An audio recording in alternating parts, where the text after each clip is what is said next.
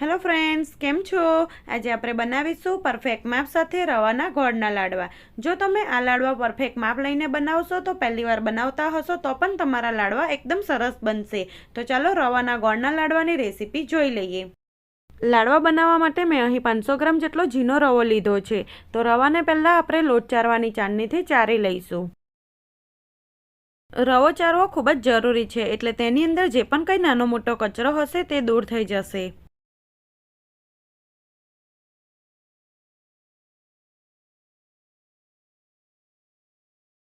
પછી તેમાં 1 કળચી એટલે કે 3 થી 4 મોટી ચમચી જેટલું ઘીનું મોણ ઉમેરીશું. ઘીની જગ્યાએ તમે તેલનું મોણ પણ નાખી શકો છો. પછી મોણને સારી રીતે મિક્સ કરી લઈશું. આ લાડવામાં મોણ થોડું આગળ પડતું હોય છે.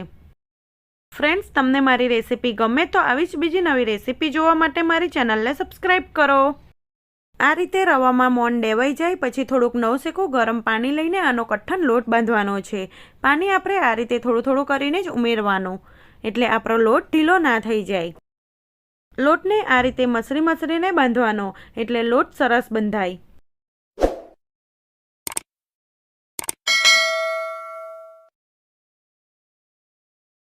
તો અહીં આપણો લોટ બંધાઈ ગયો છે. આટલો લોટ બાંધવામાં મને અડધો કપ ઉપર 2 ચમચી પાણીની જરૂર પડી હતી, અને તમે જોઈ શકો છો આપણો લોટ અહીં એકદમ સરસ કઠણ બંધાયો છે.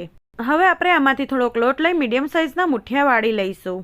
આ લાડવા ટેસ્ટમાં એટલા સરસ લાગે છે કે તમે એક વખત બનાવશો તો વારંવાર બનાવવાનું મન થશે. અને અત્યારે આપણે ગોળનો ઉપયોગ કરીને લાડવા બનાવીએ છીએ. તમે ખાંડનો ઉપયોગ કરીને પણ આ લાડવા બનાવી શકો છો. તો આ રીતે હું પહેલાં બધા મુઠિયા વાળી લઈશ. તો મેં અહીં બધા જ મુઠિયા વાળી લીધા છે. આટલા માપમાંથી 10 થી 11 નંગ જેટલા મુઠિયા બનીને તૈયાર થાય છે. તો મેં અહીં મુઠિયા તળવા માટે ઘીને ગરમ કરવા માટે મૂકી દીધું છે. ઘીની જગ્યાએ તમે તેલનો પણ ઉપયોગ કરી શકો છો. ઘી મીડિયમ ગરમ થઈ ગયું છે. મુઠિયાને તળવા માટે ઘી કે તેલ આ રીતનું મીડિયમ જ ગરમ હોવું જોઈએ. તો મુઠિયાને આપણે ગેસની ફ્લેમ સ્લો ટુ મીડિયમ રાખીને તળી લઈશું. જો તમે મુઠિયાને હાઈ ફ્લેમ પર તળશો તો મુઠિયા ઉપરથી લાલ થઈ જશે અને અંદરથી કાચા રહેશે, એટલે મુઠિયાને તળવામાં ઉતાવળ નહીં કરવાની.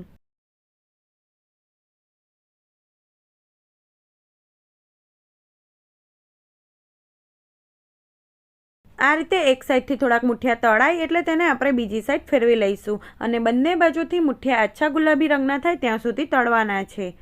આટલા મુઠિયા તળાતા લગભગ 4 થી 5 મિનિટ જેટલો સમય લાગે છે. 4 થી 5 મિનિટ પછી તમે જોઈ શકો છો અહીં આપણા મુઠિયા એકદમ સરસ આછા ગુલાબી રંગના તળાઈ ગયા છે. તો આપણે તેમાંથી વધારાનું ઘી નિતારીને પ્લેટમાં કાઢી લઈશું. આ જ રીતે તમારે મુઠિયાને તળવાના. ગેસની ફ્લેમ તમારે સ્લો ટુ મીડિયમ રાખવાની, એટલે મુઠિયા એકદમ સરસ તળાશે અને અંદરથી કાચા પણ નહીં રહે. તો હું આ જ રીતે બીજા મુઠિયા પણ તળી લઈશ. મેં અહીં બધા જ મુઠિયા તળી લીધા છે. તો મુઠિયાના નાના ટુકડા કરી લઈશું અને તેને થોડાક ઠંડા થવા દઈશું.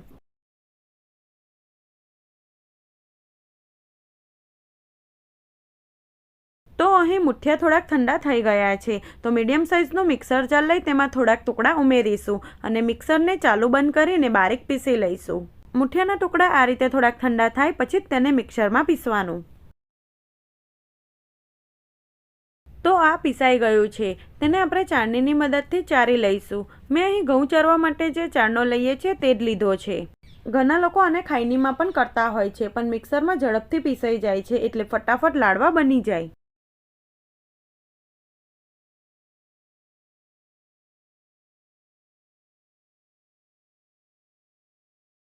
હવે ચાર્યા પછી જે પણ કંઈક મોટા ટુકડા રહે તેને બીજી વાર ક્રશ કરીએ તેમાં મિક્સ કરીને પીસી લેવાનું.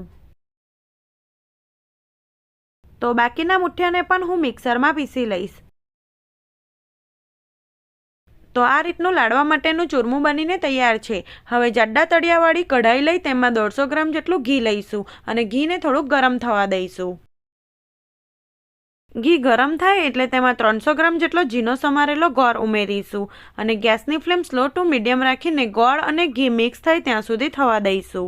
વચ્ચે વચ્ચે ગોળને તમારે હલાવતા રહેવાનો, એટલે ગોળ ઝડપથી ઓગળી જાય.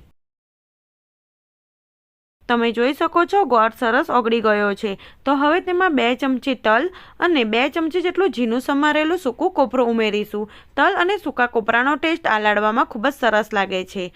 પછી બધું સારી રીતે મિક્સ કરી લઈશું અને ગોળનો એક ઉભરો આવે ત્યાં સુધી તેને સ્લો ફ્લેમ પર થવા દઈશું અને સતત હલાવતા રહીશું. ગોળ વધારે શેકાઈ ના જાય તેનું ખાસ ધ્યાન રાખવાનું.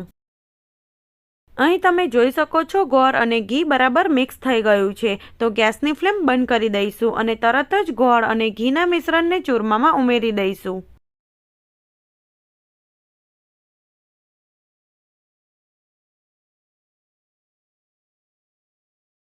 હમણાં વધારે ગરમ છે એટલે તબેથાની મદદથી બધું સારી રીતે મિક્સ કરી લઈશું. આ સમયે તમે થોડાક ઝીણા સમારેલા કાજુ બદામ પણ ઉમેરી શકો છો.